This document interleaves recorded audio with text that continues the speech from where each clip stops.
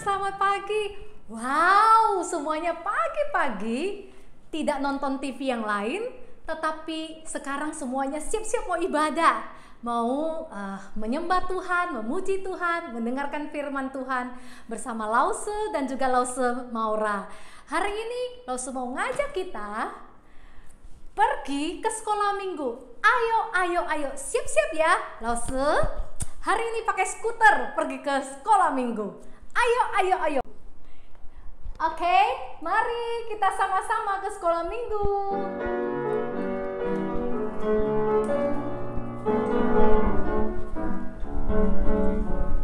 Ayo, cepatlah. Ayo, jangan terlambat. Ayo, ikutlah aku pergi ke sekolah minggu. Ayo, cepatlah. Ayo, jangan terlambat. Ayo, ikutlah aku pergi ke sekolah minggu. Burung-burung pun bernyanyi, shalalalalala. Bunga-bunga pun menari, goyang kiri dan kanan. Sekali lagi kita nyanyikan ya. Ayo ke sekolah minggu. Ayo, cepatlah. Ayo, jangan terlambat. Ayo, ikutlah aku pergi ke sekolah minggu. Burung-burung pun bernyanyi, shalalalalala. Bunga-bunga pun menari, goyang kiri dan kanan.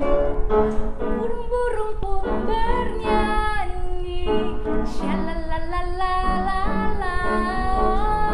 Bunga-bunga pun menari, goyang kiri dan kanan. Goyang kiri dan kanan. Goyang kiri dan kanan. Anak-anak, sekarang saatnya kita mau berdoa. Lipat tangan, tutup mata, berdoa kepada Tuhan Yesus. Tuhan Yesus, terima kasih. Tuhan sungguh baik di dalam hidup kami. Tuhan senantiasa melindungi kami, memberikan pengharapan di dalam hidup kami. Pagi hari ini kami diberikan kesempatan untuk menyembah Engkau melalui pujian, dan kami boleh juga mendengarkan firman Tuhan. Terima kasih Tuhan Yesus, ajarkan kami untuk membuka hati kami, untuk menerima firman Tuhan, dan membuka bibir kami, mulut kami, untuk memuji Tuhan. Di dalam nama Tuhan Yesus, kami berdoa dan mengucapkan syukur. Amin. Nah, anak-anak masih ingat 7 poin utama kalau kita sebagai anak sekolah minggu kita harus menjalankannya? Ya, yang ada di pujian Mars Sekolah Minggu, 7 poin yang menunjukkan kita sebagai anak-anak Tuhan menjalankan perintah Tuhan. Langsung aja sama teman-teman ini semuanya untuk memuji Tuhan Mars Sekolah Minggu. Yang semangat ya.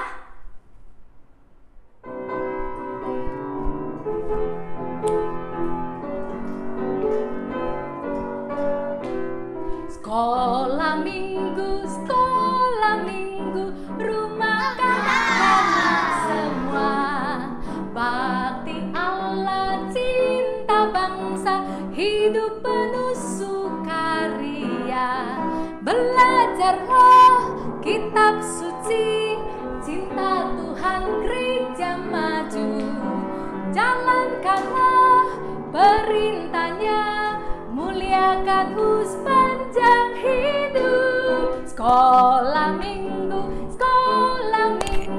rumah kanak-kanak semua. Bakti Allah, cinta bangsa, hidup penuh sukaria. Belajarlah kitab suci, cinta Tuhan gereja maju. Jalankanlah perintahnya, muliakan sepanjang hidup.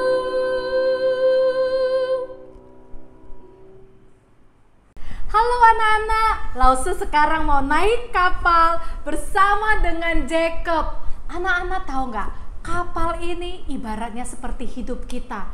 Di dalam perjalanan itu sering menghadapi banyak rintangan, banyak ombak-ombak yang besar, banyak terjadi masalah-masalah di dalam hidup kita.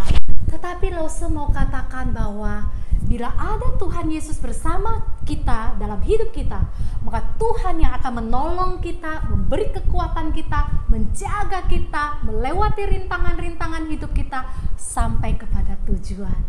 Anak-anak, kita nyanyi Yuzu在我的船上，我就不怕风浪。Kita nyanyi sama-sama. Ya.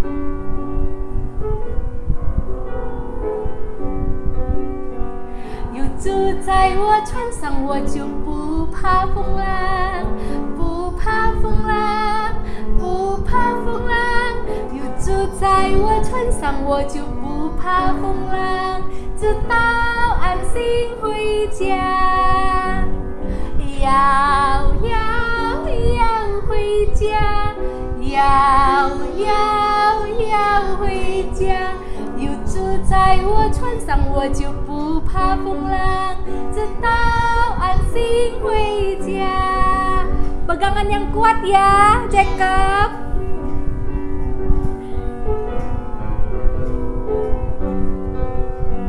又住在我船上，我就不怕风浪，不怕风浪，不怕风浪。又住在我船上，我就不怕风浪，直到安心回家。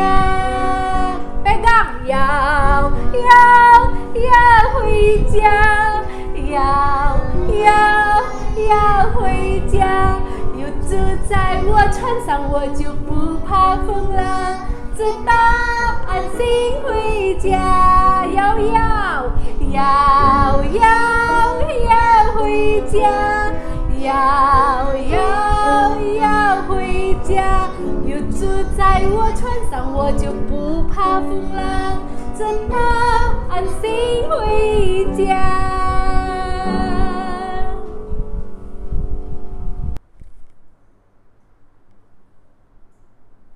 Anak-anak, dalam firman Tuhan di Roma 8 ayat 28 dikatakan sebenarnya bahwa dalam keadaan apapun, mau yang baik, mau yang tidak baik, sebenarnya Tuhan turut bekerja.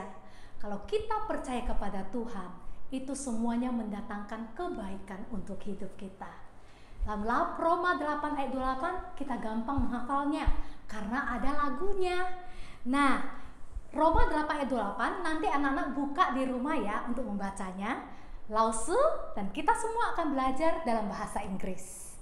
And we know that all things work together to be good.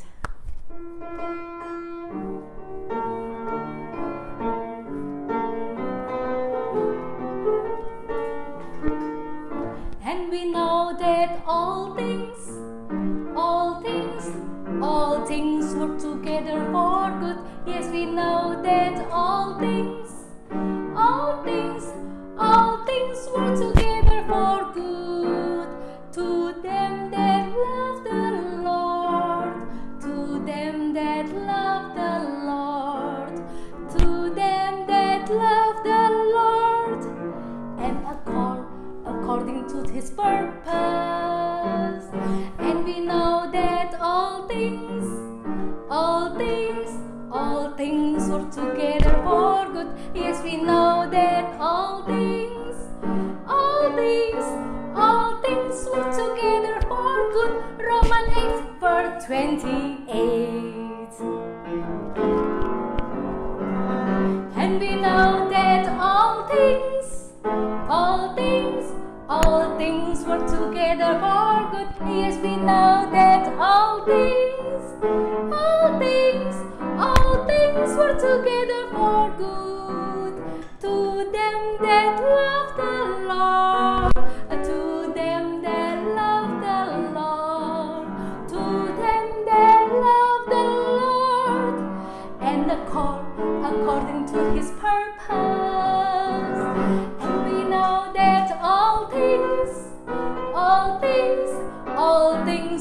together for good. Yes, we know that all things work together for good. Romans 8 verse 28.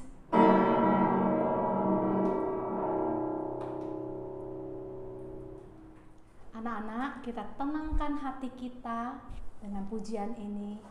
Tuhan lingkupilah saya. Berikan ketenangan, keteduhan bersama Tuhan.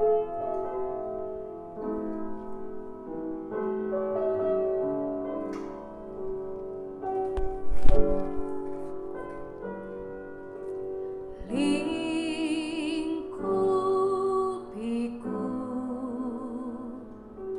dengan sayapmu, naungiku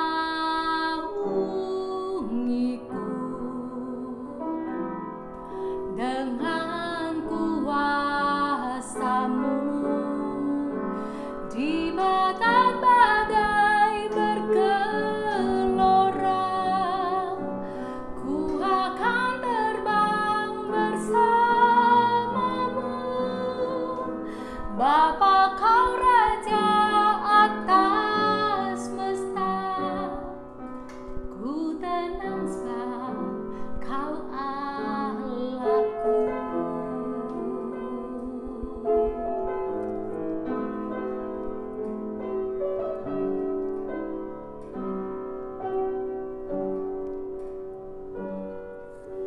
Lingkupiku dengan sayapmu,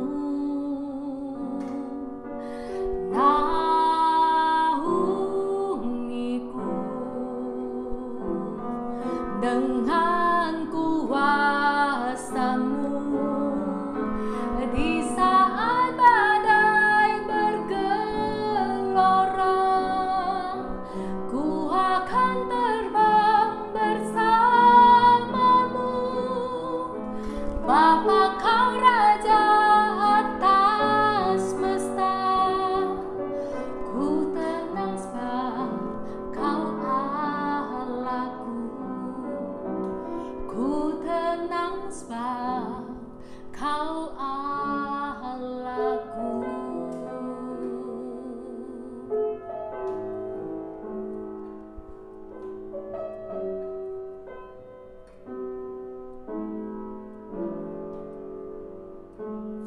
Allah berserta dengan engkau.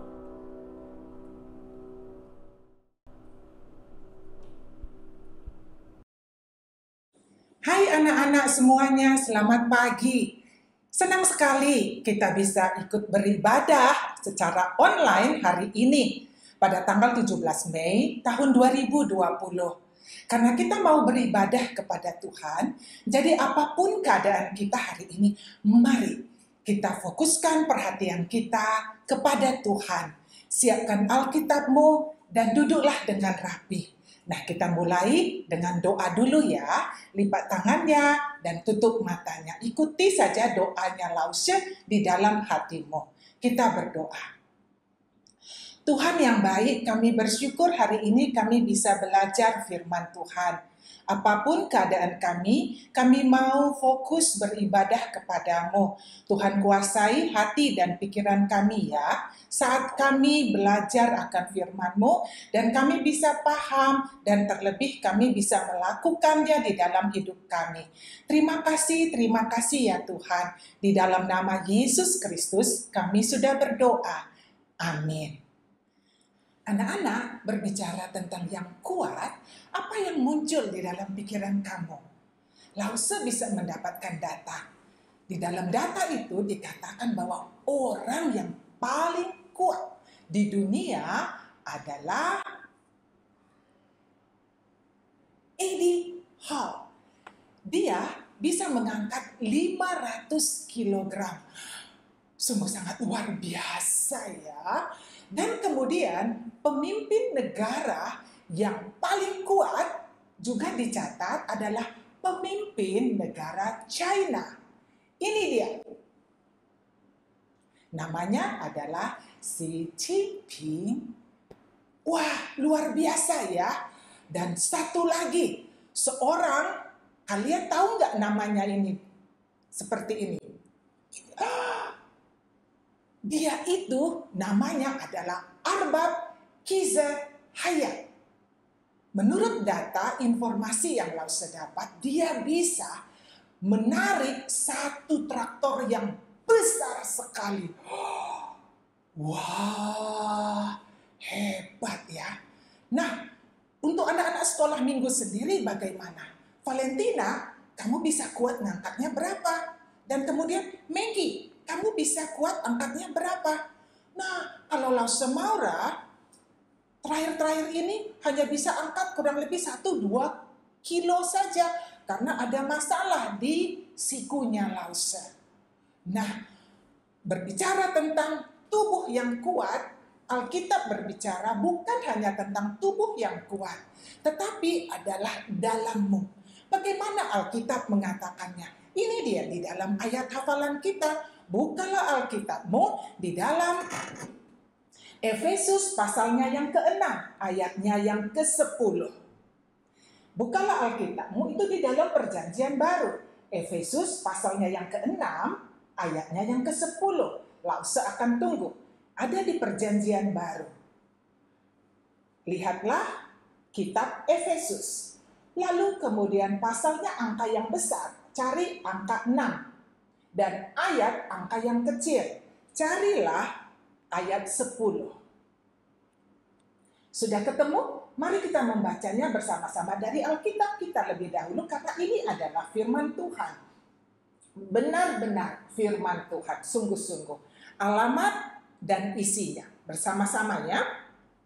1, 2, 3. Efesus 6 ayat 10. Akhirnya, hendaklah kamu kuat di dalam Tuhan, di dalam kekuatan kuasanya. Sekali lagi, alamat dan isi. Efesus 6 ayat 10. Akhirnya, hendaklah kamu kuat di dalam Tuhan, di dalam kekuatan kuasanya. Anak-anak, apa arti daripada ayat ini? Dikatakan, hendaklah kamu kuat di dalam Tuhan. Kamu artinya siapa saja. Khususnya adalah orang-orang yang sudah percaya. Yesus yang sudah ada di dalam hatinya. Dikatakan, kamu ini bagaimana? Supaya kuat di dalam Tuhan. Ini mengartikan bahwa kekuatan kamu yang ada di dalam kamu sesungguhnya itu berasal daripada Tuhan. Bukan karena kekuatanmu sendiri. Kamu bisa hebat, kamu bisa berani adalah karena Tuhan yang ada di dalam kamu. Dan kamu hidup di dalam Tuhan. Lalu dikatakan di dalam kekuatan kuasanya. Nya itu berarti adalah Tuhan Yesus. Kenapa harus di dalam kekuatan kuasa Tuhan Yesus? Karena Tuhan Yesus sudah menang atas maut. Dia bangkit dari kematian. Dia hidup dan hidup untuk selama-lamanya. Jadi dengan kekuatan Tuhan, kamu bisa mengatasi apapun persoalan, rintangan, masalah yang ada di dalammu. Entah itu ada godaan dari si jahat, atau keinginan dagingmu, hatimu yang tidak terkendali, kamu bisa menghadapinya dengan kekuatan Tuhan. Sia-sialah kamu menghadapinya kalau kamu hanya mengandalkan kekuatanmu sendiri ketika menghadapi semua masalah-masalahmu itu. Nah, kita baca sekali lagi alamat dan isinya. Boleh dari Alkitab. 1, 2, 3. Efesus 6 ayat 10. Hendaklah kamu kuat di dalam Tuhan, di dalam kekuatan kuasanya. Sekarang Lause sudah siapkan alat peraganya. Alkitabmu boleh kamu turunkan, lalu kemudian hadap ke depan dan kita bisa baca melalui alat peraga yang Lause sudah siapkan. Sama-sama alamat dan isinya. Efesus 6 ayat 10. Hendaklah kamu kuat di dalam Tuhan, di dalam kekuatan kuasanya. Anak-anak, bagi kamu yang sudah punya Tuhan Yesus di dalam hatimu, yang Tuhan Yesus sudah menjadi juru selamatmu, Tuhan tahu perjuanganmu sangat sulit menghadapi persoalan di dalam hidupmu. Contohnya adalah pada saat kamu harus berdoa terlebih dahulu sebelum makan dan teman-temanmu mentertawakan kamu. Wah, pasti hatimu jadi susah ya. Juga Tuhan mengerti persoalanmu ketika salah seorang anggota keluargamu yang sangat kamu kasihi, yang terbaring lemah di rumah sakit dan belum sembuh-sembuh sudah lama sekali. Sedih hatimu. Ingat, Tuhan mengerti, Tuhan paham. Dan karena Tuhan ada di dalammu, maka kekuatan Tuhan itu menolong kamu untuk menghadapi itu semua, sehingga kamu tidak perlu mengeluh ketika menghadapi persoalan-persoalan di dalam hidupmu. Tapi kalau Tuhan Yesus belum ada di dalam hatimu, Tuhan Yesus belum menjadi juru selamatmu, ingatlah bahwa Tuhan ingin sekali memberikan kekuatannya kepadamu. Dia membuktikan bahwa dia kuat, dia bangkit dari antara orang mati pada hari yang ketiga setelah dia dikuburkan. Dia hidup untuk selama-lamanya dan dialah satu-satunya yang bisa menjadi juru selamat kamu, yang menyelamatkan kamu dari hukuman dosa-dosamu. Jika kamu sadar bahwa kamu orang yang berdosa dan kamu perlu Tuhan Yesus untuk mengampuni dosa-dosamu, kamu bisa percaya kepada Dia dan menerima Dia, Tuhan Yesus, menjadi juru selamatmu, dan kamu dibuatnya menjadi anak-anaknya. Dan suatu saat nanti kamu akan tinggal di sorga bersama dengan Dia. Sekarang kita baca alat peraganya saja. Sebagian lause akan tutup. Pasti bisa ya, siapa takut? Ya, sebagian setengah lause akan tutup. Kita baca bersama-sama, serentak, tidak usah balapan, ya, lause akan tunggu. 1, 2, 3. Efesus 6 ayat 10. Hendaklah kamu kuat di dalam Tuhan, di dalam kekuatan kuasanya. Wah, luar biasa, hebat sekali ya, tepuk tangan sekali lagi.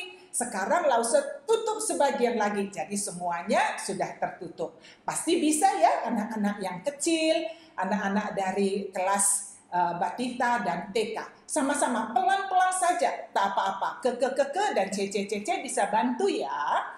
Alamat dan isi. 1, 2, 3. Efesus 6 ayat 10. Hendaklah kamu kuat di dalam Tuhan, di dalam kekuatan kuasanya. Luar biasa, hebat, kamu hebat. Ada gerakannya loh. Nah, kita akan lihat bagaimana gerakannya. Efesus 6 ayat 10. Hendaklah kamu kuat di dalam Tuhan, di dalam kekuatan kuasanya. Efesus 6 ayat 10. Hendaklah kamu kuat di dalam Tuhan, di dalam kekuatan kuasanya. Anak-anak, pernahkah kamu mau menyerah melakukan apa yang benar karena situasi yang sulit? Itu sangat susah sekali, bukan? Lause ingat, dulu sekali ada teman Lause yang menjahati Lause, melakukan yang jahat dan mengucapkan yang jahat terhadap Lause. Itu membuat hati Lause menjadi sedih. Hati Lause sakit sekali. Lause tahu harus berbuat baik kembali kepada dia, walau dia jahat kepada Lause. Tetapi itu rasanya sungguh sangat sulit sekali. Kadang mau menyerah, mau balas dia juga melakukan yang jahat. Tapi tidak. Lause tahu apa yang Tuhan inginkan supaya Lause lakukan terhadap dia. Sering kita mau melakukan yang benar dan yang baik terhadap orang-orang yang memperlakukan kita dengan jahat, dengan tidak adil. Sangat sulit sekali, bukan? Tapi Tuhan mau supaya kamu melakukan yang benar, menurut firman-Nya di dalam kehidupanmu, walaupun terasa sangat sulit sekali. Anak-anak, inilah yang terjadi di dalam cerita kita hari ini. Ada sepasang suami istri. Ada suami dan istri satu keluarga, di mana istrinya harus membuat satu keputusan yang tepat, keputusan yang benar di dalam situasi yang sulit. Orang-orang ini adalah orang-orang yang percaya kepada Tuhan. Mereka ini sangat mengasihi Tuhan, tetapi mereka mau melakukannya walau dalam keadaan yang sulit. Suatu hari, istrinya harus membuat satu keputusan yang benar dan yang tepat. Apakah harus melakukan sesuai dengan apa yang Tuhan mau, atau membiarkan bayinya mati? Apa keputusannya? Kita akan lihat di dalam cerita Alkitab kita hari ini.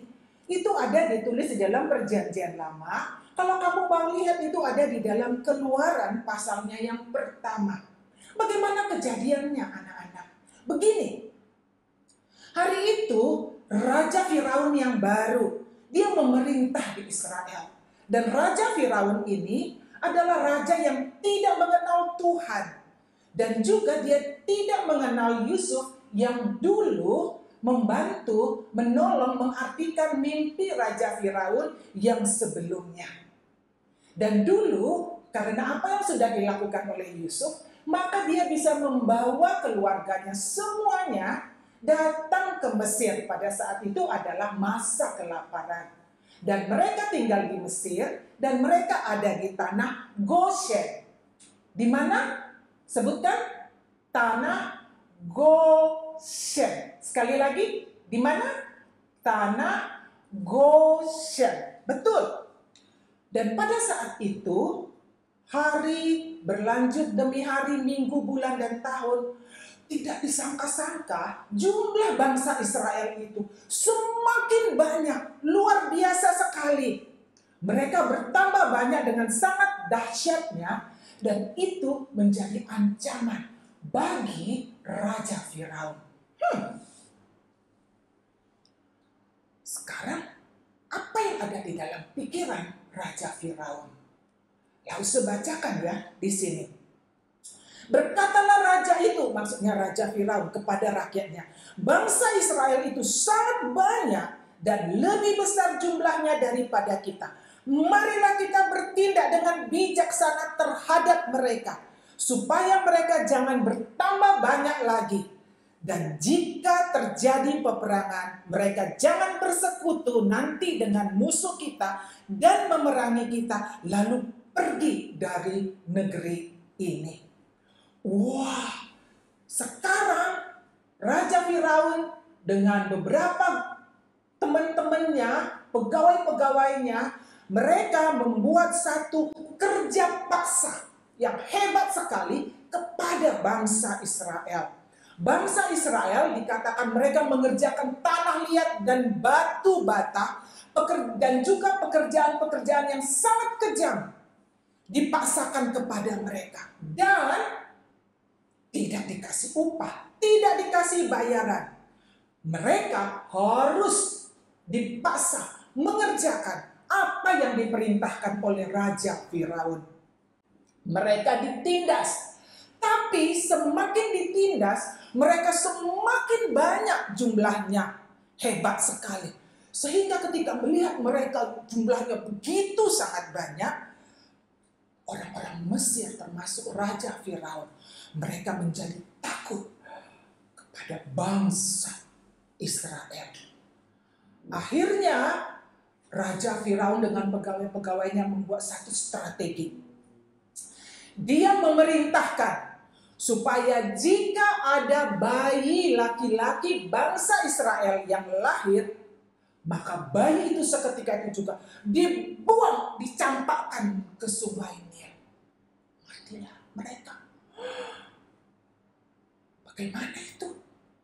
Tetapi kalau bayi perempuan tak apa-apa, boleh dijaga, boleh dipelihara.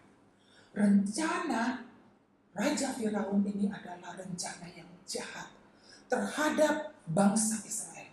Karena sekarang dia sudah mulai benci sekali dia dengan bangsa Israel. Anak-anak, pernahkah kamu juga membuat satu rencana yang tidak baik, yang jahat kepada orang lain? Ketika kamu lihat orang lain HP-nya lebih bagus dari kamu punya, atau mereka punya nilai ujiannya lebih tinggi, lebih bagus dari kamu, sehingga kamu punya rencana. Bagaimana saya mau membuat gosip yang tidak baik, berita buruk tentang dia? Pernahkah? Coba ingat-ingat. Tahukah kamu anak-anak? Itu adalah dosa. Itu adalah dosa. Dosa adalah segala sesuatu, apapun itu, yang tidak menyenangkan Tuhan. Ya, segala sesuatu yang tidak menyenangkan Tuhan. Dan dosa itu harus dihukum. Tidak ada alasannya kamu tidak bisa melihat Tuhan. Kamu tidak bisa bersama dengan Tuhan selama-lamanya. Dan itu adalah merupakan satu hal yang paling menyusahkan hati setiap orang. Ketika dia tidak bisa melihat, tidak bisa bersama dengan Tuhan. Siapa yang berdosa? Alkitab bilang semua orang sudah berdosa. Termasuk kamu masing-masing, siapapun kalian, dan juga Lausio Maura. Semua termasuk di dalamnya dan pantas mendapatkan hukuman. Tetapi kamu tahu bahwa Allah sangat mengasihimu walaupun kamu berdosa. Kenapa? Karena Ia yang menciptakan kamu. Dia menciptakan kamu dengan sangat istimewanya. Tidak ada yang sama seperti engkau di dalam dunia ini. Dia sangat mengasihimu apapun keadaan kamu. Karena Ia sangat mengasihi kamu, maka Dia menyediakan jalan. Hanya satu-satunya jalan supaya dosamu bisa diampuni melalui Tuhan Yesus yang datang ke dalam dunia ini. Dia adalah anak Allah yang sempurna, artinya tidak ada dosa, sehingga Dia bisa mengampuni dosa-dosamu. Ketika Dia menderita di atas kayu salib, dengarkanlah apa yang dikatakan oleh Alkitab kepadamu. Dikatakan, tetapi sekarang di dalam Kristus Yesus kamu yang dahulu jauh sudah menjadi dekat oleh darah Kristus. Anak-anak, ini yang paling penting. Darah Kristus yang tercurah di atas kayu salib itulah yang mengampuni dosa-dosa kamu, menghapus semua dosa-dosa kamu, sehingga kamu bisa dibuatnya menjadi anak Allah. Dosamu diampuninya. Dosamu diampuninya dan membuat kamu menjadi anak Allah. Caranya bagaimana? Ketika sesudah dia mati, lalu dia dikuburkan, apa yang terjadi? Hari yang ketiga dia bangkit, hidup untuk selama-lamanya. Dan itulah satu-satunya cara bisa mengampuni dosa-dosa kamu dan membuat kamu menjadi anak-anak Allah. Dan kamu bisa tinggal bersama-sama dengan Dia di sorga, dan Tuhan ada di dalam hatimu. Dan Dia yang akan menolong kamu untuk berani bisa menghadapi berbagai macam masalah, rintangan di dalam kehidupanmu. Dia bisa menolong kamu. Dia yang ada di dalam kamu, di dalam hatimu ketika kamu percaya kepada Dia, menolong kamu supaya kamu tidak benci orang lain dan tidak melakukan rencana yang jahat, rencana yang tidak baik kepada orang lain. Bagaimana dengan Raja Firaun? Oh, Raja Firaun tidak peduli akan hal itu.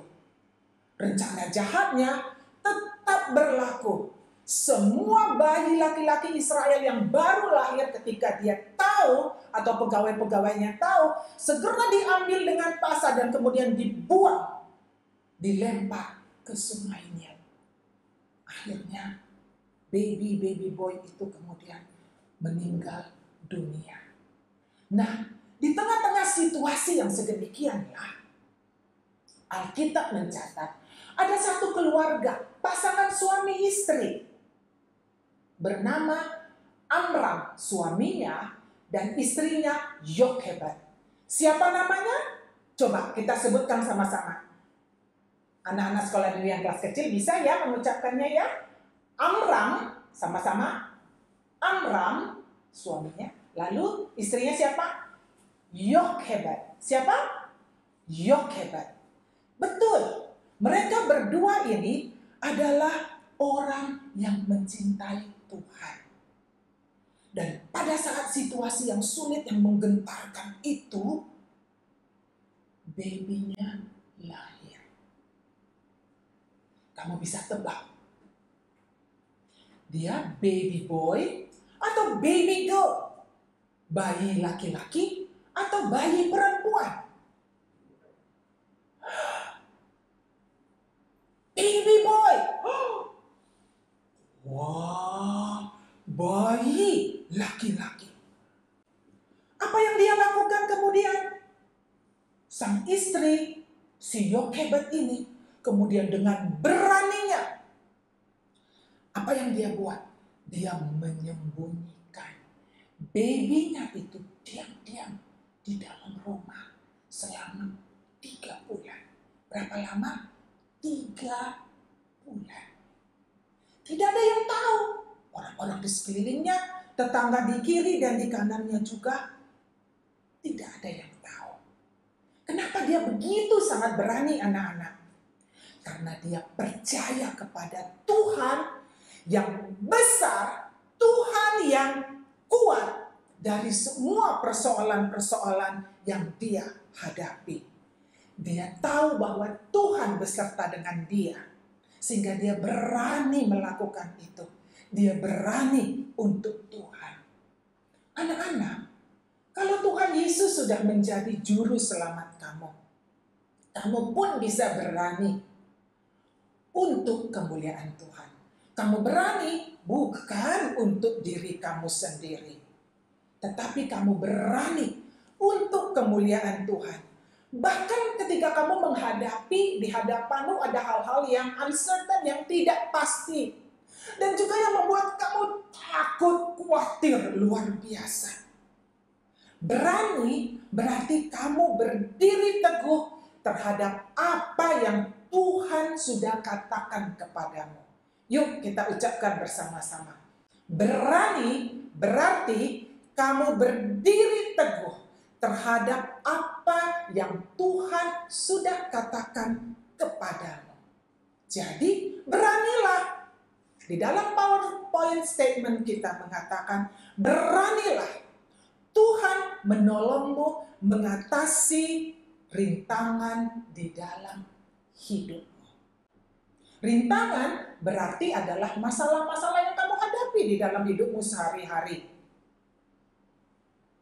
Tuhan tidak mau kalau namanya kamu berani, lalu kemudian kamu sok-sok ngebos. Sok-sok ngebos seperti gitu. Lalu kemudian kamu sombong.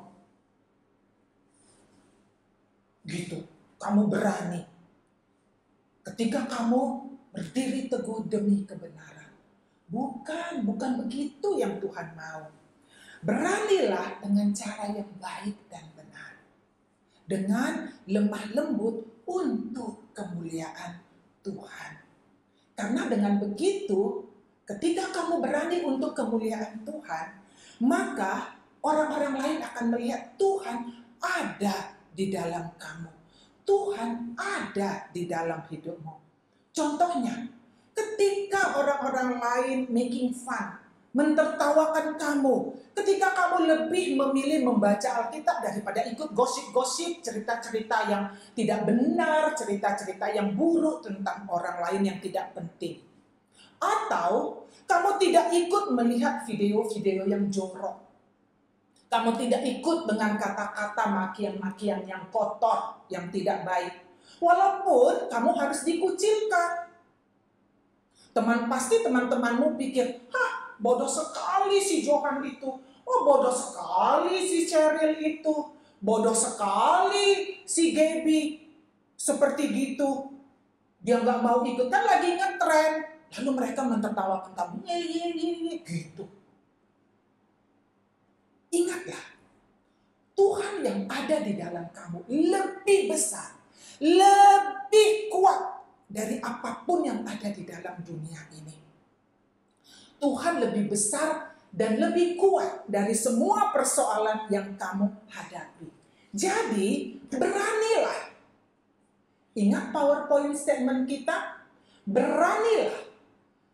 Tuhan menolong kamu untuk mengatasi rintangan di dalam hidup. Roh Kudus yang ada di dalammu menolongmu untuk kamu bisa berani untuk kemuliaan Tuhan. Karena Dia lebih besar, lebih kuat dari semua persoalanmu. Jadi memang betul kadang-kala kamu takut. Kadang-kala kamu khawatir, sedih, menangis. Ingat bahwa Tuhan lebih besar, lebih kuat dari semua persoalanmu. Anak-anak, ini yang diingat oleh Yokebed, si istri ini. Tuhan ada bersama dengan dia. Tuhan lebih besar, lebih kuat dari persoalan yang ada di hadapannya. Sehingga dia berani menyembunyikan babynya itu yang baru lahir. Baby boynya. Selama 3 bulan di dalam rumah. Tapi anak-anak, itu tidak bisa lama. Karena babynya makin lama makin besar. Lalu dia pikir lagi, apa yang harus aku buat? Lalu kemudian dia ada rencana. Dia buatlah peti pandan dengan sangat rapi. Untuk apa peti pandan itu anak-anak? Dia punya rencana. Peti pandan dia buat sedemikian rupa. Lalu dia letakkan baby boynya ke dalam peti. Dan kemudian dia letakkan peti pandan itu berisi baby boynya di sungai Nil. Dia lakukan itu dengan sungguh-sungguh dan dengan doa kepada Tuhan. Tidak tahu bagaimana perasaannya dan dia juga tidak tahu nanti ini bagaimana hasilnya. Tetapi yang dia tahu bahwa Tuhan lebih besar, lebih kuat dari semua persoalannya. Dan ketika peti pandan itu sudah diletakkan di sungai Nil yang mengalir, lalu kakak dari baby itu, nanti Alkitab menuliskannya kita tahu namanya Miriam. Miriam itu melihat dari jauh. Dia ikuti pelan-pelan kemana air mengalir membawa peti itu. Dia ikuti pelan-pelan, tidak bersuara. Dia ikuti, perhatikan dari jauh. Tidak lama kemudian setelah mengalir beberapa waktu, dia melihat ada sekelompok orang datang ke sungai Nil. Ternyata itu adalah putri Firaun dengan pegawai-pegawai, dengan hamba-hambanya. Putri Firaun dikatakan di Alkitab mau mandi di sana. Ketika dia mulai mau mandi, dia lihat ada peti pandan. Dia suruh hambanya perempuan ambil. Lalu kemudian dia buka. Dia lihat ada bayi yang menangis. Gitu mungkin ya, menangis. Lalu seketika itu juga Alkitab menulis bahwa hati putri Firaun berbelas kasihan kepada baby ini. Dia bilang, pasti ini adalah bayi orang Ibrani atau orang Israel. Wah, ini sungguh sangat luar biasa. Apa yang dilakukan oleh Yokebed ini adalah merupakan tindakan yang sangat berani sekali. Karena Yokebed berani, maka Tuhan mengirim seseorang untuk bisa menyelamatkan hidup bayi yang ada di dalam peti pandan itu.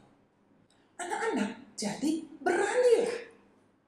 Tuhan menolong kamu mengatasi persoalan di dalam hidup. Dan beranilah untuk kemuliaan Tuhan. Tuhan mau kamu kuat. Dan Tuhan juga mau orang-orang yang percaya kepada Dia supaya kuat di dalam Tuhan. Ingat ayat hafalan kita hari ini?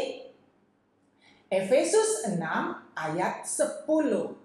Hendaklah kamu kuat di dalam Tuhan, di dalam kekuatan kuasa-Nya. Bisa ikut dengan gerakannya? Kita ucapkan sekali dengan gerakannya ya.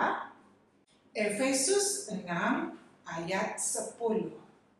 Hendaklah kamu kuat di dalam Tuhan, di dalam kekuatan kuasa-Nya. Ketika kamu berani, maka Tuhan ingin supaya orang-orang lain bisa tahu bahwa Tuhan yang ada di dalam kamu adalah Tuhan yang kuat dan Tuhan yang besar. Ketika kamu berani untuk kemuliaan Tuhan, maka orang melihat betapa kuatnya, hebatnya Tuhan yang ada di dalam kamu. Tuhan tahu anak-anak, ketika kamu ditertawakan, ketika kamu diremehkan, dikucilkan, ketika kamu takut, ketika kamu sedih menghadapi persoalan di dalam hidupmu. Jadi, kamu harus lakukan apa? Ada 3 hal yang bisa kamu lakukan. Yang pertama, ingat. Apa yang kamu ingat? Saat itu ingatlah siapa Allah yang ada di dalam kamu. Allah itu siapa? Ya, betul, Cheryl. Allah itu baik, kasih. Apalagi, Jacob? Tahu segala sesuatunya. Ellen? Maha kuasa. Betul. Ketika kamu memikirkan hal-hal tentang Allah yang sedemikian itu sudah cukup. Dia yang mengasihimu, Dia yang baik kepada kamu, Allah yang tahu segala sesuatu yang kamu alami, lalu kemudian Allah yang maha kuasa bisa lakukan apapun terhadap masalah, persoalan, rintangan yang kamu alami. Dan Allah itu adalah Allah yang sangat mengasihimu. Yang kedua, ingat bahwa Tuhan Yesus juga dulu waktu ada di dalam dunia ini, Dia diperlakukan dengan buruk. Tidak semua orang suka akan Dia. Dia menderita, Dia disalibkan, tetapi Dia tetap mengasihi Tuhan. Dan Dia tetap obey, Dia mentaati perintah, rencana Bapa Sorgawi. Lalu yang ketiga, kamu apa? Lakukan apa? Ketika kamu tahu apa yang Allah ingin supaya kamu lakukan ketika menghadapi persoalan itu, mintalah Roh Kudus untuk menolong kamu. Sehingga apa yang kamu lakukan sesuai dengan kehendak Tuhan. Apa yang Tuhan mau? Mungkin kamu harus kasih tahu, katakan alasan firman Tuhan. Kenapa kamu tidak mau ikut gosip? Kenapa kamu tidak mau ikut nonton video-video film-film yang jorok itu? Kamu tidak mau ikut kata-kata makian-makian yang tidak bagus itu. Kamu kasih tahu alasan firman Tuhannya. Walaupun kadang-kala memang risikonya kamu dikucilkan. Kamu direndahkan, kamu dihina sama teman-temanmu. Tuhan ada di pihakmu. Ketika hal-hal yang buruk itu terjadi kepadamu, percayalah bahwa kamu bisa melakukannya. Percayalah bahwa kamu bisa berani. Jadi beranilah. Tuhan menolong kamu mengatasi masalah-masalah di dalam hidupmu. Karena apa? Tuhan yang ada di dalam kamu adalah Tuhan yang besar. Tuhan yang kuat.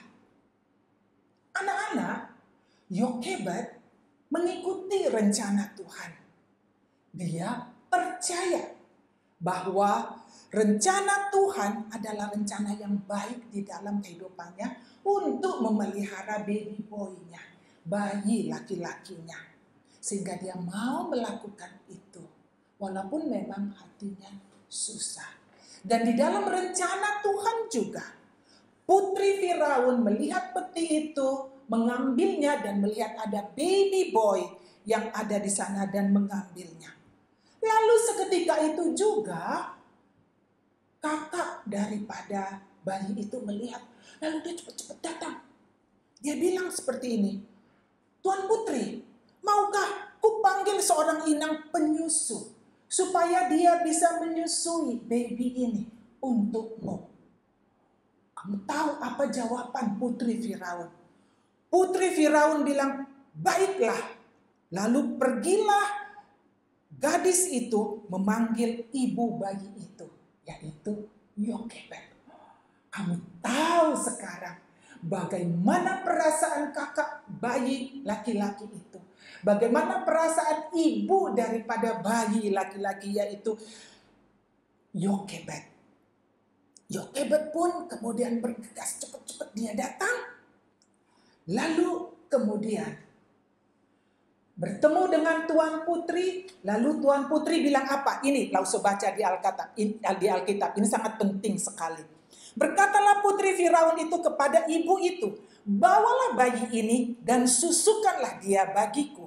Maka aku akan memberi upah kepadamu. Wah, hebat sekali. Sesudah dia bertemu dengan anaknya, lalu kemudian dia bisa menyusui anaknya sendiri.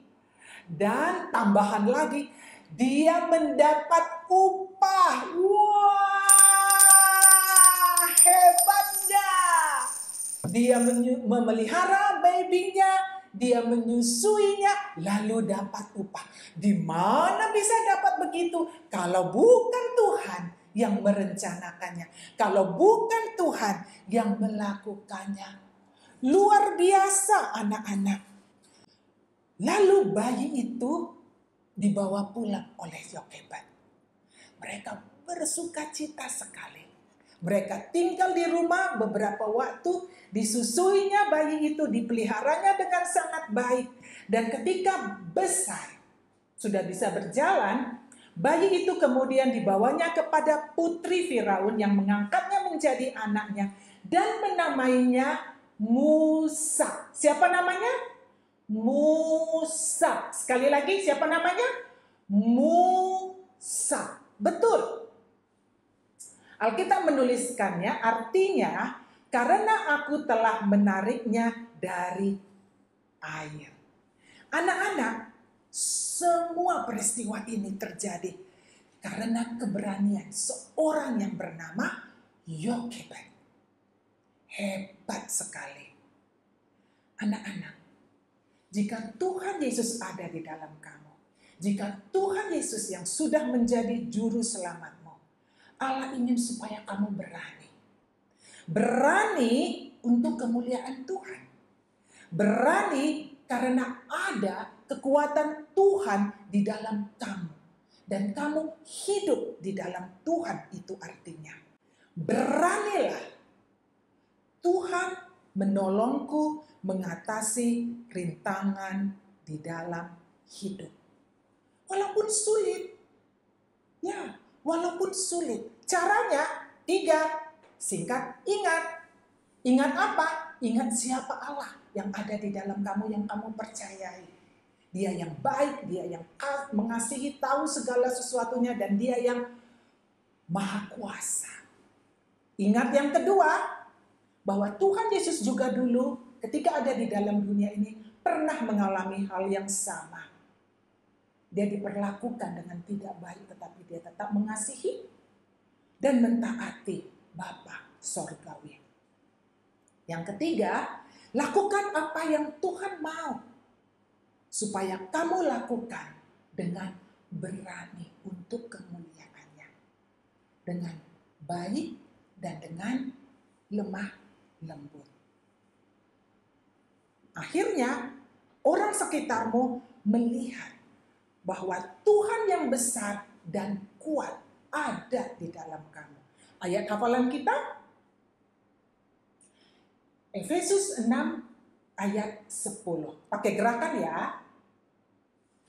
Efesus 6 ayat 10. Hendaklah kamu kuat di dalam Tuhan, di dalam kekuatan kuasanya. Efesus 6 ayat 10.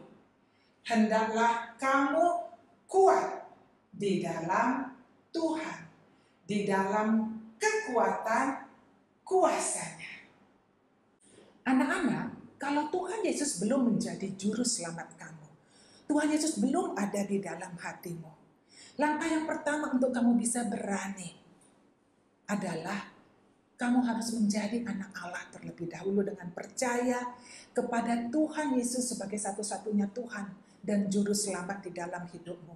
Kamu percaya apa yang dilakukan oleh Tuhan Yesus di atas kayu salib itu adalah untuk kamu. Dan kamu terima dia menjadi Tuhan dan juru selamatmu.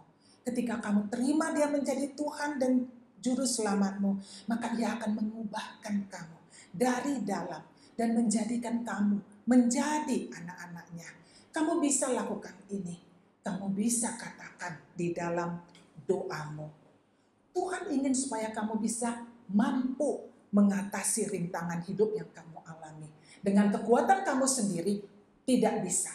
Itu semua sia-sia. Hanya Tuhan yang bisa. Jadi kamu perlu terima Tuhan Yesus lebih dahulu di dalam hatimu sebagai Tuhan dan juru selamatmu.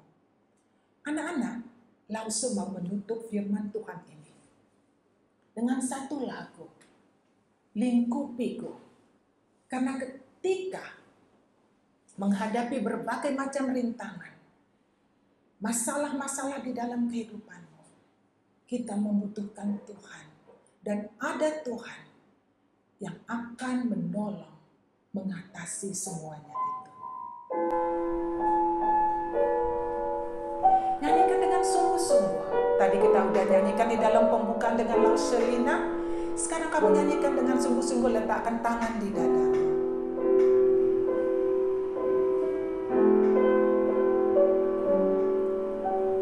Lingkupiku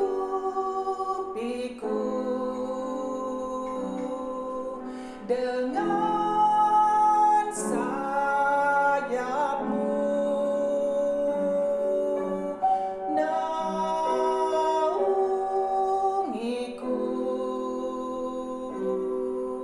dengan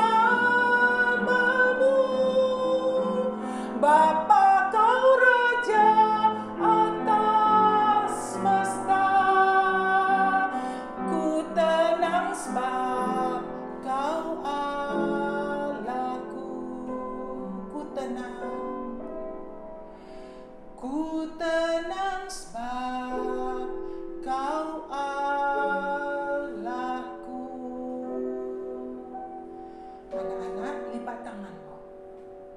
Kesempatan kamu bisa berbicara kepada Tuhan. Meresponi akan firman Tuhan yang sudah kamu dengarkan hari ini. Lause kasih kesempatan beberapa waktu. Dan kemudian Lause akan menutupnya di dalam doa untuk cerita firman Tuhan dan juga untuk ibadah sekolah minggu kita pada hari ini.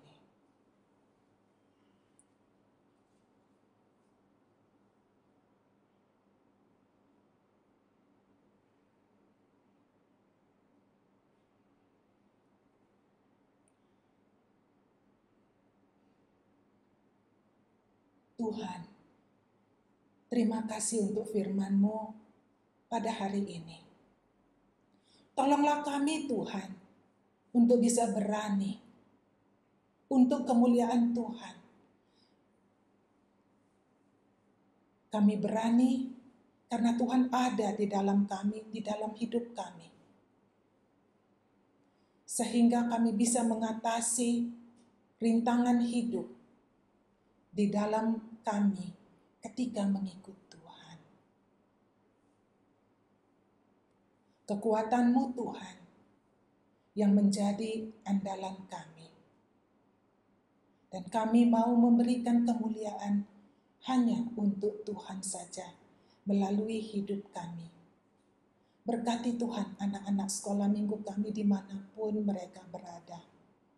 Tuhan melindungi dan Tuhan menjaga. Hingga tiba waktunya suatu saat nanti kami akan kembali berkumpul bersama-sama di rumah Tuhan, beribadah, memuji Tuhan, dan melakukan aktivitas gereja dengan penuh sukacita karena Tuhan. Terima kasih ya Tuhan. Kami menaikkan doa kami ini kepadamu di dalam satu nama yang berkuasa, nama Tuhan Yesus, Juru Selamat kami yang hidup. Amin. Anak-anak, sekolah minggu kita sudah selesai sampai di sini. Lause terus memberikan anjuran kepada anak-anak. Selama masih ada PSBB ini, kamu mengikuti semua anjuran yang diberikan oleh pemerintah.